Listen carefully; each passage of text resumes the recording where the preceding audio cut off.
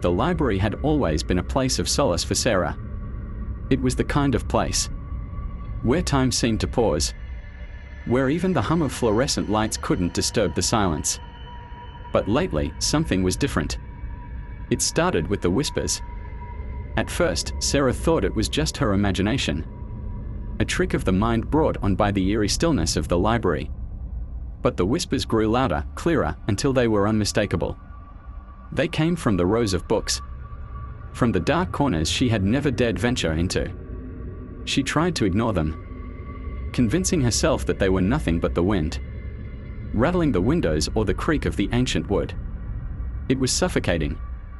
One night, when the library was nearly empty, Sarah stayed late, determined to finish her research. As she turned a corner to grab a book, the whispers intensified. They were pleading, urgent, filled with desperation. The hairs on the back of her neck stood on end. And for the first time, she felt truly afraid.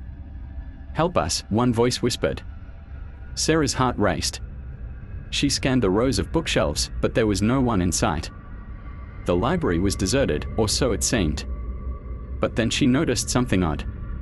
The books had been touched, pulled out and replaced.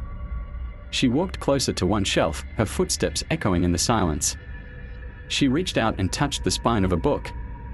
And as her fingers brushed against it, the temperature in the room dropped. A chill swept through the aisles.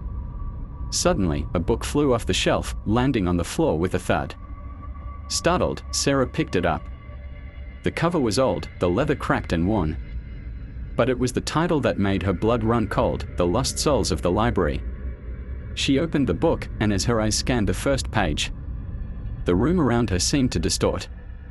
The shadows in the corners of the room began to move, slithering toward her like something alive. The whispers turned into voices, loud, frantic, begging. "Don't open it. Don't read it." But it was too late. The words on the page began to shift, twisting into grotesque shapes. Sarah couldn't tear her eyes away, her mind trapped in the book. She felt something cold and clammy brush against her skin. And when she turned to look, the shadows had taken form. Figures, dark and featureless, stood just behind her, their hollow eyes staring into her soul. A sudden force yanked her forward. She dropped the book, but it was too late. The shadows wrapped around her, pulling her into the pages, into the nightmare. The last thing Sarah saw before everything went black was her reflection in the glass window of the library, her face twisted in terror, her eyes pleading for help. The next morning, the library was silent again, as though nothing had happened. But on one of the shelves, The Lost Souls of the Library was gone, replaced by a new title, The One Who Stayed Too Long. And in the dark, forgotten corners of the library, the whispers could still be heard.